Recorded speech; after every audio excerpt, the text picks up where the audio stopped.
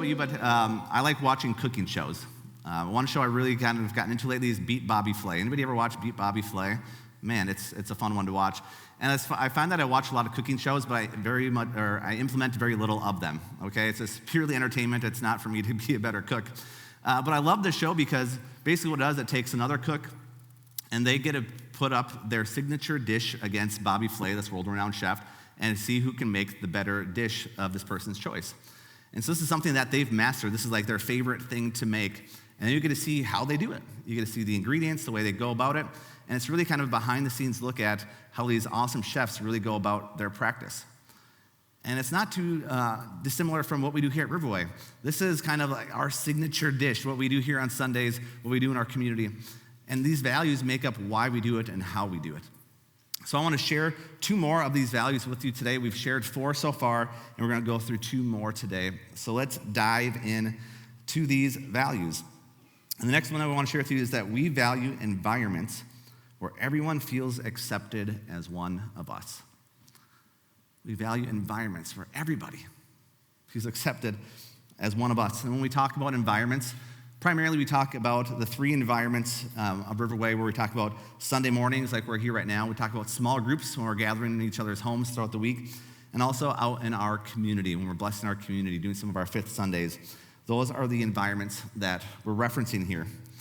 And one of our core values is that everyone would feel accepted as one of us, whether they're here on a Sunday, whether they're in a small group, or even when we're out and about in the community, that they would feel accepted as one of us. Which simply means that we don't do cliques. We don't say it's just us 4 or more, hey, I got my nice little huddle here. We don't do that. We want to include as many people as we can.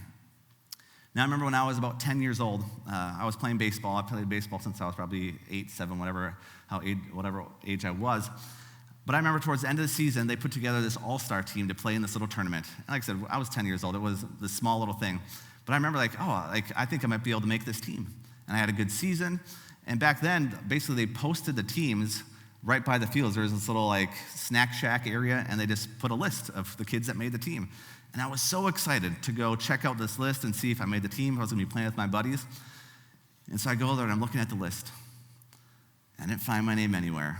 And as a 10-year-old, I was just heartbroken. I was like, there's no way, why am I not part of this team? And it's probably one of the first times in my life where I can look back and feel like, man, I was kind of left out. I was on the outer circle from where I thought I should have been.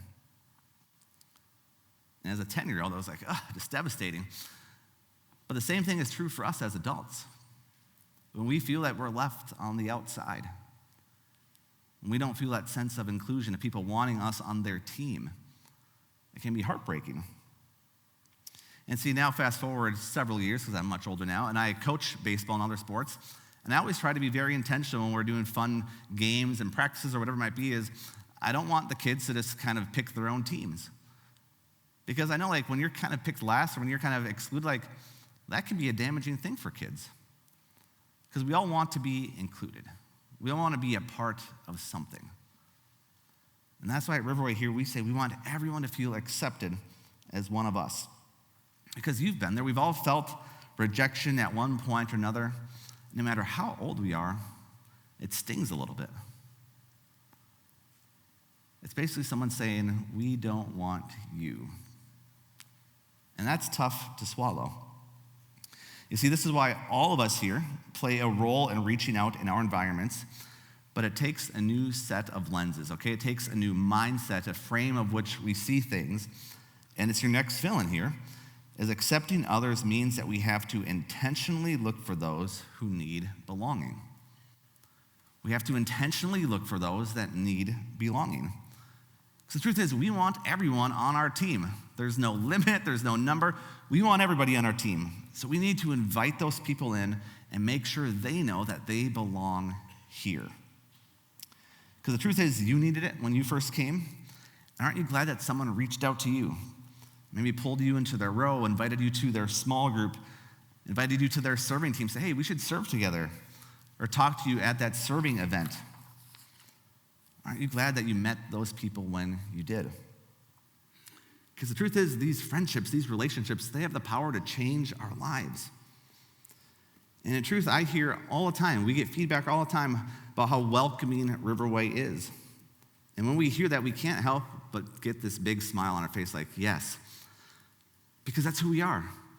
Because people understand and people get it. We all want to be accepted.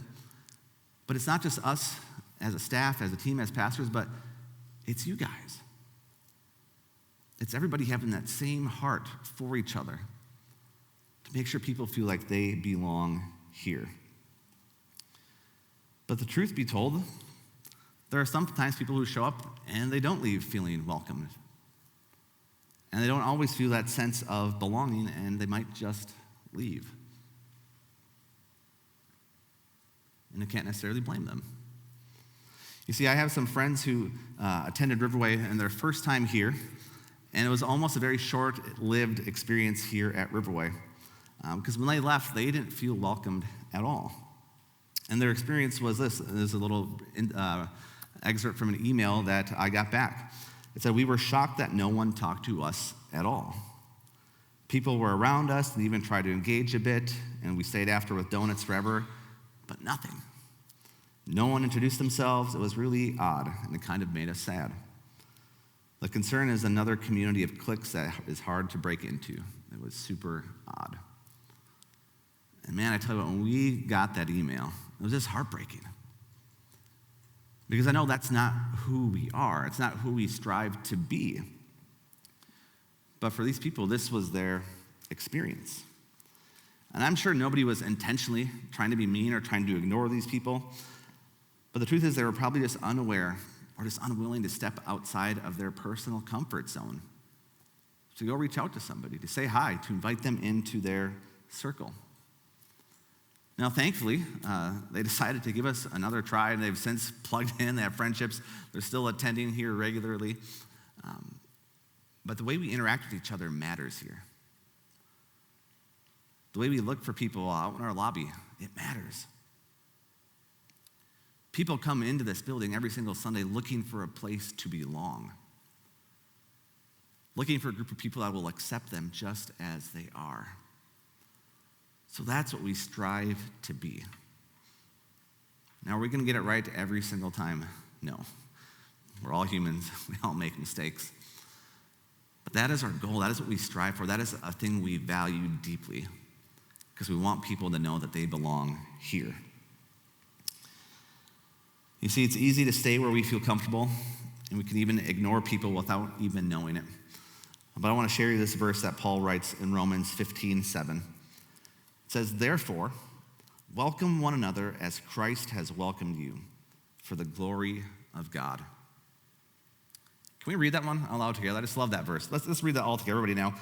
"Therefore, welcome one another as Christ has welcomed you for the glory of God." It's so simple. We welcome one another for the glory of God, right? Plain and simple. In your next fill-in, how has God welcomed us, you might be wondering? Well, it's simple. By reaching out to us when we needed it most. That is what we must do for others. When we needed it most, God reached out to us. Like we sang about a little while ago, God wants to be close to us, and he reached out to us. And in the same way, we are to do that to each other and for everybody who walks in our doors. It means that you have to get over the fear of, well, I don't know them yet, and reach out. And I have some shocking information for you. You didn't know anyone until you met them for the first time and had that first conversation with them. And some of you might be saying, yeah, I don't know if I really want to talk to them. I just don't know them yet. Well, yeah, because you haven't talked to them yet, right? It sounds silly when we say it, but these are things that go through our minds sometimes. And it's just us getting outside of our comfort zone and almost switching our mentality. And this is going off a little on a tangent, but I'm just going to go with it. It's switching this mentality to coming to church because we just want to consume things, and coming to church because we want to help give back to things as well. Okay, we don't just come here just to take things in. There's a lot of good things to take in, but it's also this mindset of, okay, I'm going to come, and how can God use me when I'm at church? And me to be a blessing to somebody else. How could God use my time, my gifts, just my awareness to see somebody who might need a friendly conversation, see somebody who might be on the outskirts and needs to get pulled in? It's really showing up with a whole different mindset. I'm not just coming to receive, but I'm coming to receive, but also to give where I feel God leading me to give. Because the truth is that God may be crossing your path with another person for a reason. God might have you serving in that kids' room or on that usher team or on that school cleanup team for a reason. God may ask you to invite someone to your small group for a very specific reason. And the difficult thing is sometimes we have no idea what these reasons are until we get way down the road and we can look back and it's like, oh my goodness. I can't believe how God crossed our paths at that moment.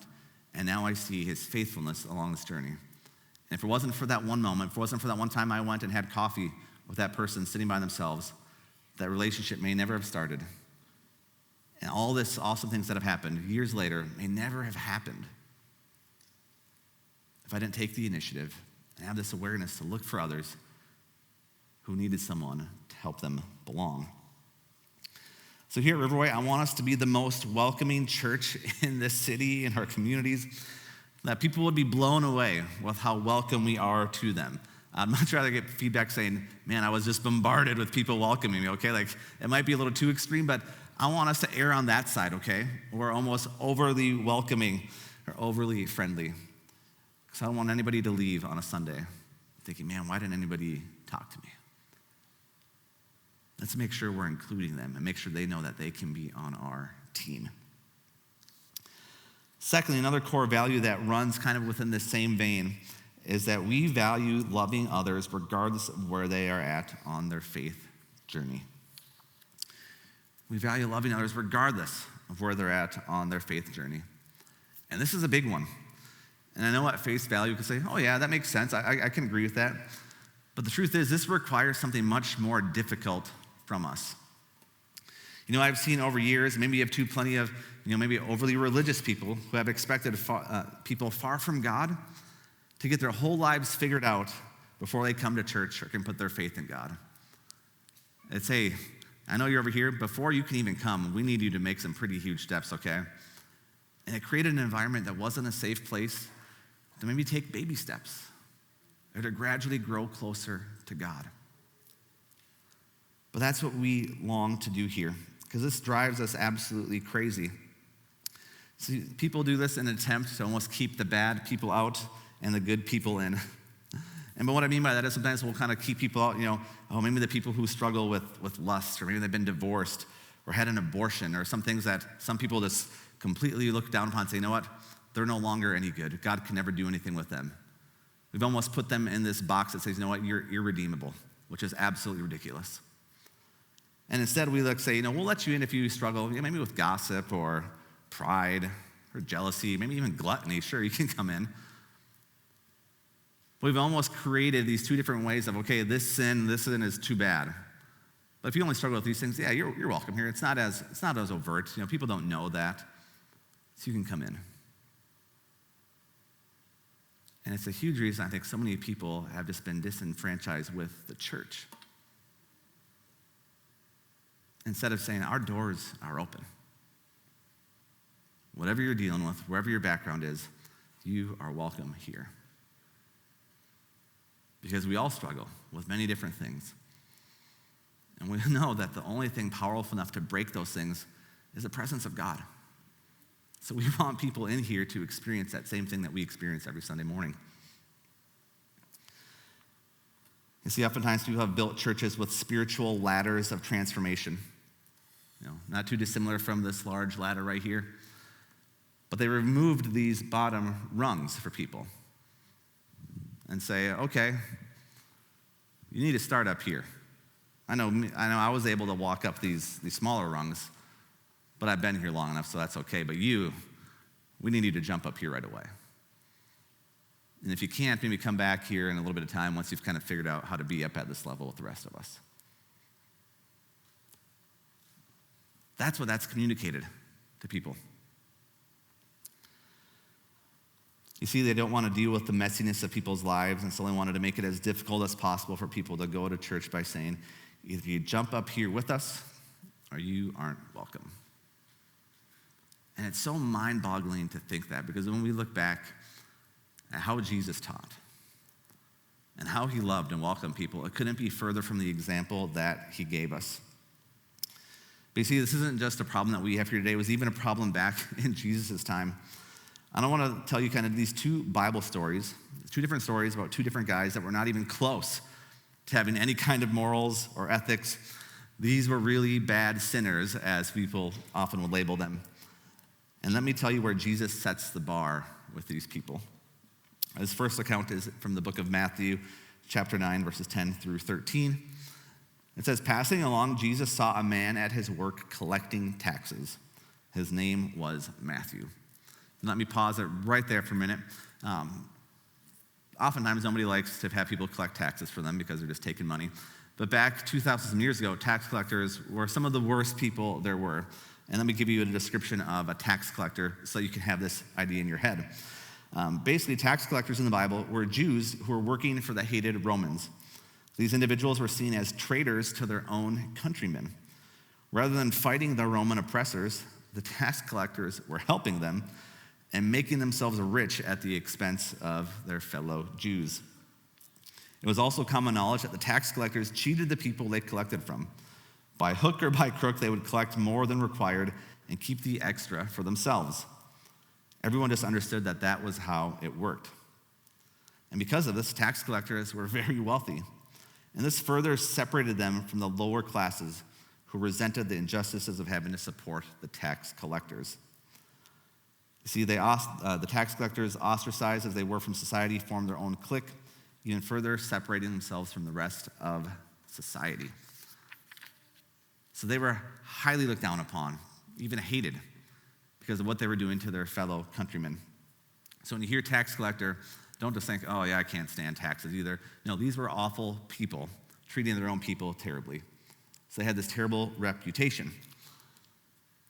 And here's where our story continues. Jesus said, "Come along with me," to Matthew, the tax collector. So Matthew stood up and followed him.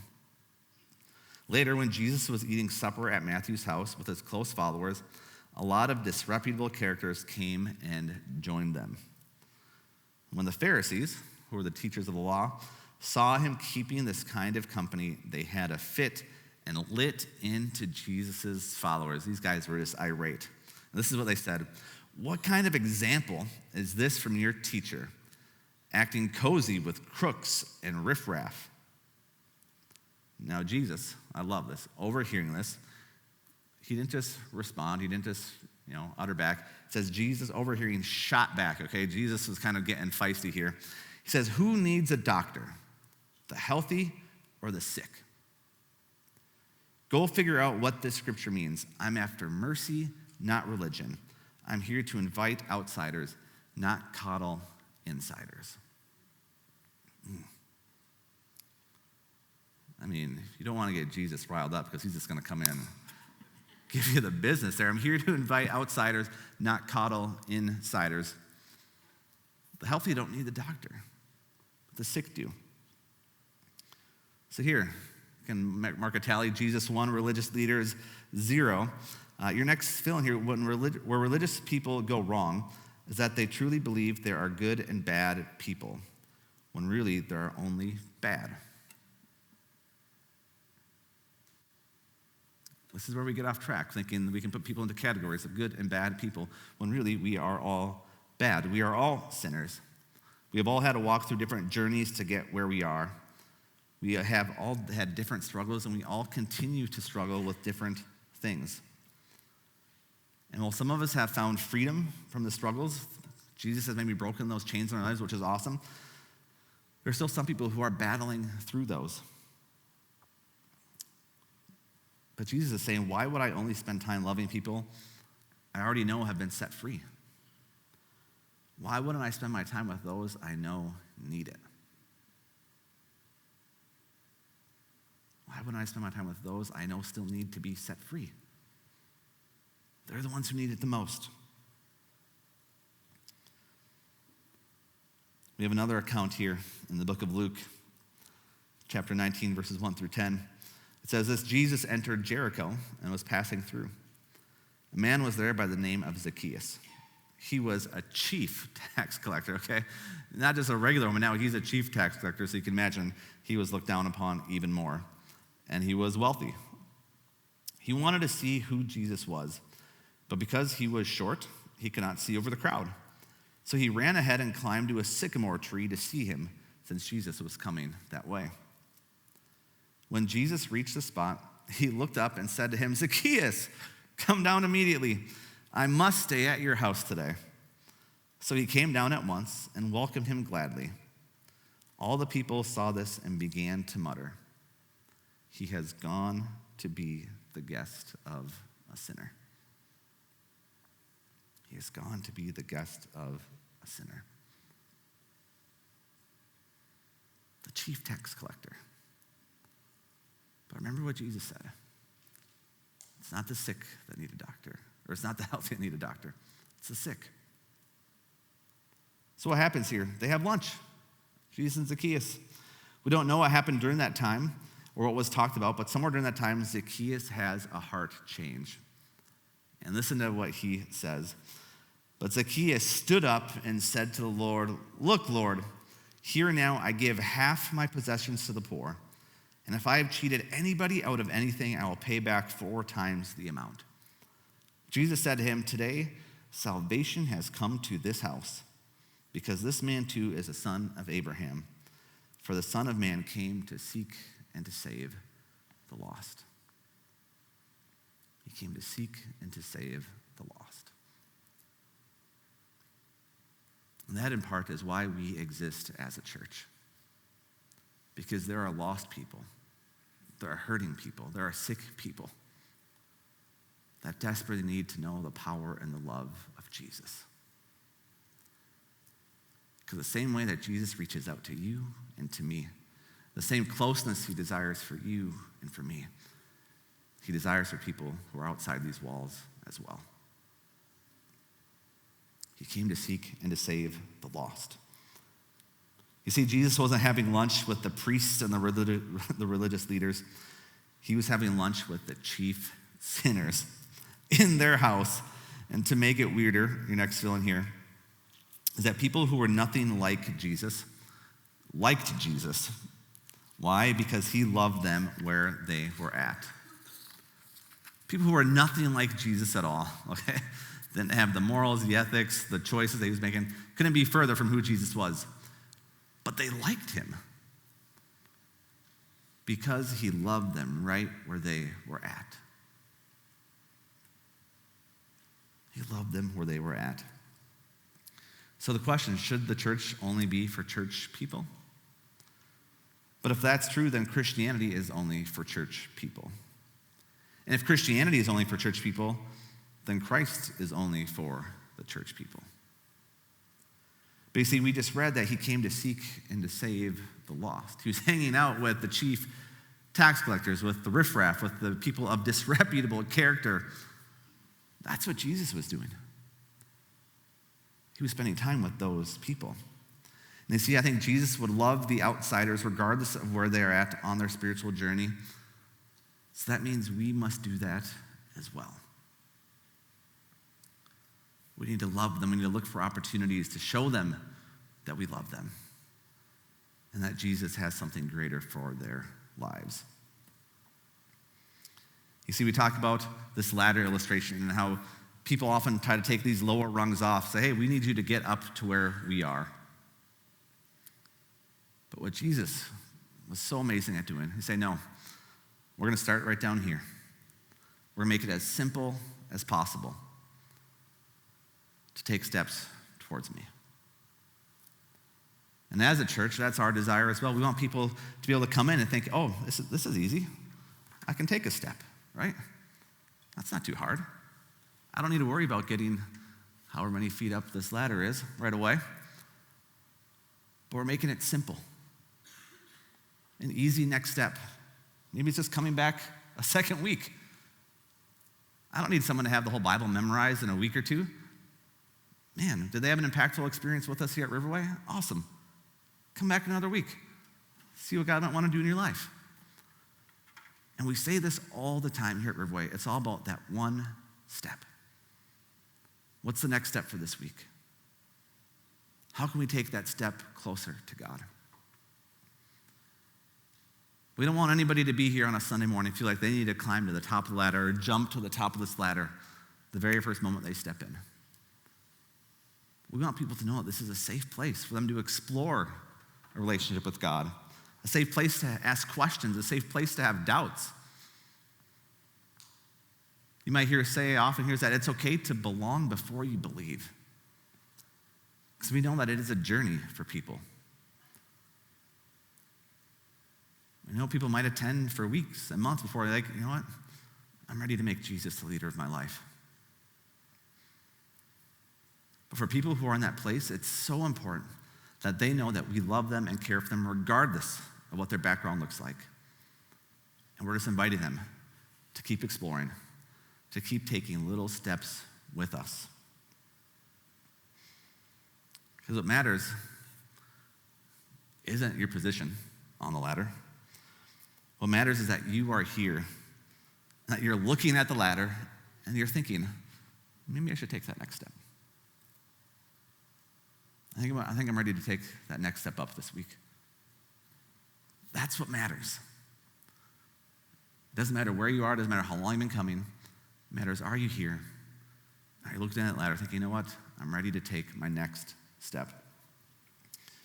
And at Riverway, we are committed to making it as easy as possible, making sure people know where they can start on these bottom rungs.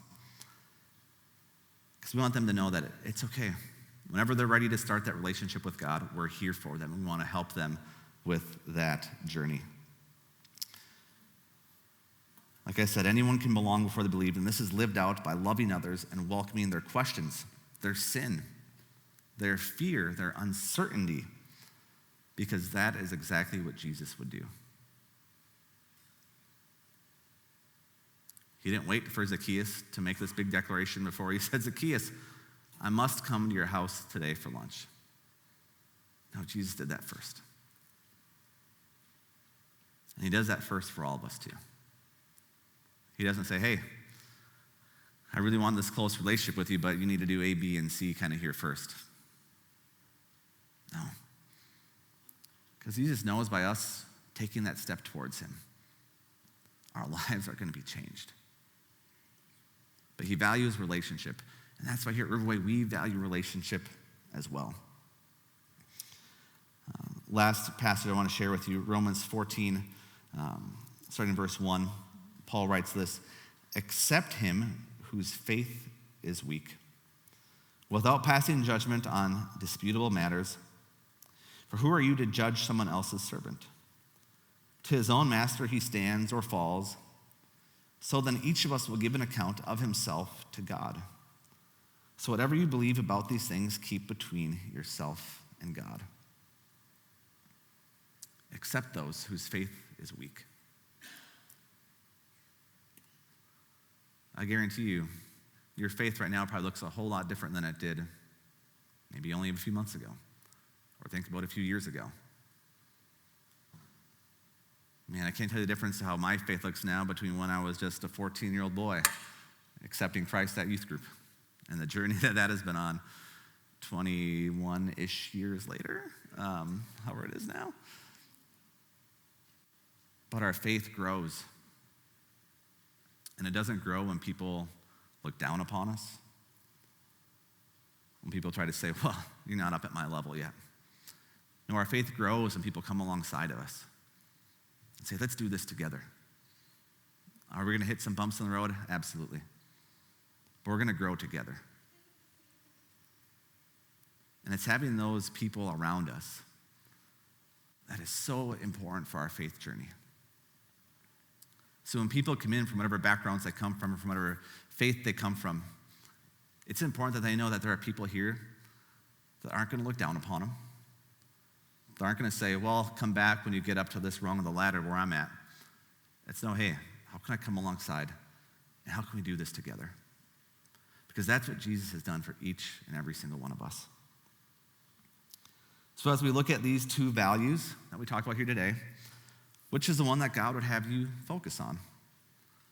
Maybe, we value environments where everyone feels accepted as one of us. Maybe it's, oh man, I'm going to do a more intentional job on Sunday mornings. I'm just looking around. Is there someone by themselves? Is there maybe a family I don't recognize? Go introduce yourself. Maybe that's your area of focus. Or maybe we value loving others regardless of where they are at on their faith journey. And let me tell you, for this second one, that doesn't only apply to here on Sunday mornings, okay? It applies to you in your neighborhood, at your work, with the other parents on your kids' team, whatever social things you do. This applies everywhere. We love others regardless of where they're at on their faith journey, or even if they were to say, I don't even desire to be on a faith journey. We value loving others wherever they're at. And that is a hallmark of who we are as a church. No matter where people are at, we value loving them because that's what Jesus did. You see, these values, they're not overly complicated. They're not these unique things that we've crafted. Really, we've looked at what did Jesus do? What did Jesus value? And as a church, we value those same things because we want everybody to experience what you get to experience here on Sunday mornings. And the truth is, I know a lot of you are here because you want to grow in God and you want to help others grow too. So let's ask God how we can do better at helping people take those faith steps. And maybe if you're here today, maybe you felt like that person. Maybe you didn't belong, or you've been on the outskirts. And maybe today's even a Sunday where this might be the last Sunday that you were given us before you're like, you know what? This just isn't for me. I don't fit in. I don't belong. I haven't felt that sense of community. If that's you, I just want to say I'm sorry if that's been your experience. But I want you to know that this is a church that loves you. We want you here. And for all of us, it takes that mindset, that heart of how can we live this out like Jesus lived it out. Be the most welcoming, inviting church around. Close your eyes and pray with me this morning. Heavenly Father, I thank you so much for this time that we just get to spend with you on Sunday mornings. And I thank you for the great example that you have given us of what it truly means to love others, to accept others, to help other people belong. And God, I thank you that you have done that for all of us. You have reached out in your kindness and in your mercy to all of us to show us your great love. In the same way, I pray you'd help us do that to other people as they walk in these doors, as we're with them in our communities. You'd help us to love them and accept them and make sure they know that they have a home here. And God, I even pray for those who might be here who maybe they've never felt that true belonging, that true inclusion. God, I pray today that you would just seal your great love for them in their hearts, so they would feel something different. Even as we wrap up our time together here, that they would connect with people here in the lobby. But God, that you do work in all of our hearts. And I just pray that you'd help us to have that mindset, to see other people through your eyes, and that we would respond with love. So we thank you so much for who you are, for the example that you've given us. It's in your name we pray. Amen.